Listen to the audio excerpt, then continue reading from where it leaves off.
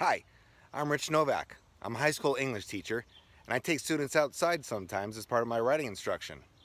I'm participating in the Write Out. It's a collaboration between the National Writing Project and the National Park Services.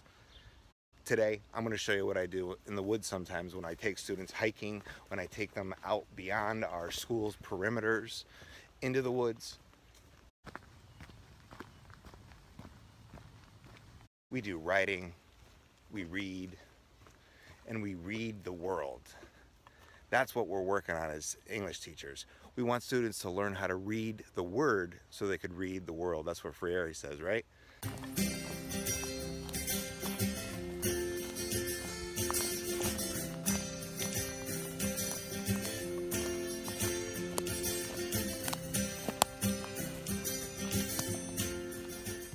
I often take students to little nooks of trees along the perimeter of the school. In different school settings, I've used little nooks.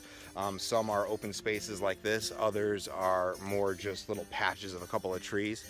But those spaces are a natural setting that I could do this kind of work.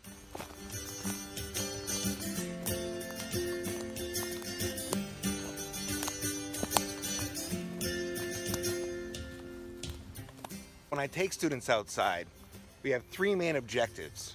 Number one, we need to be observant. Number two, we need to be curious. Number three, we need to make discoveries. That's really what the outdoors provides. It provides a thing to observe in your classroom, something new, something different.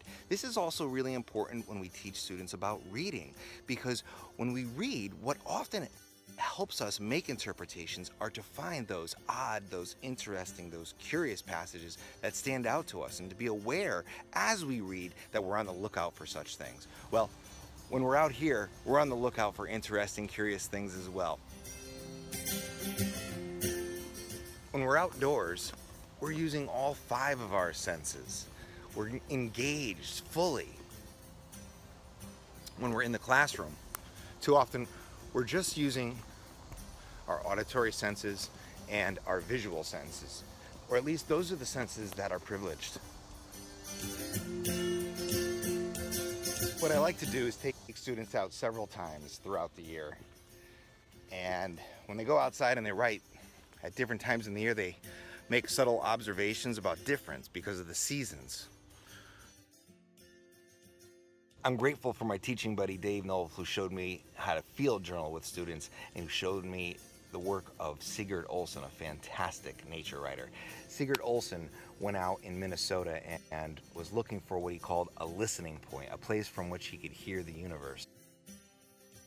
Well, I'm here at my listening point, and it's a place where I actually sometimes do come to do field journals. What I do with my students is I ask them in my environmental literature course to find a place in their own neighborhood, in their backyard, or somewhere they could walk to and be surrounded by non-human nature. Often students have patches of woods in their suburban backyards, but sometimes students in our neighboring city actually go to a park. They open up their senses. They look around and become curious. They're curious about what they're seeing. They're curious about what they're hearing. They're curious about what they're smelling. They're curious about what they're touching. They write down what they discover in the next 10 minutes. They do a kind of free write where they just describe everything going on right around them. And that's a field journal in a nutshell. And I invite students to sketch into their field journal what they see. And of course, recording the outdoors with photography, with Google 360 virtual reality, with just a pen and paper. These are all different representations of nature that we're engaging students. Engaging students with representations of nature is something that English teachers can do. It's representations of the world. That's what we're into.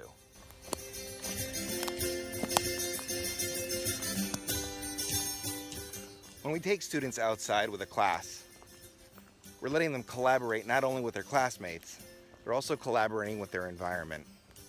When students come in contact with their environment, what they're doing is they're thinking about that otherness around them, and they're reconciling that otherness, and very often they're coming to love it, appreciate it, respect it.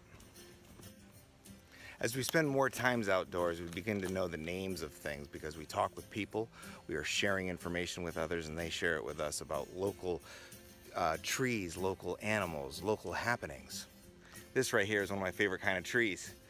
It's called a shagbark hickory. See all those little shaggy barks there on the side? Such a great name. As a teacher, I love what's happening here with the National Writing Project, the National Park Service. Not only am I getting to just think about my classroom a little bit this summer, I'm getting to do it in a fun way by first trying out what I might ask my students to do in the fall. By just doing a little bit of outdoor writing, a little bit of outdoor media creation, I get a sense of what that does for a student. And this is really the approach of the National Writing Project, right? It's that workshop approach. So this is a fun way to collaborate online, and I'm looking forward to see what people do out there. Everybody, enjoy your summer.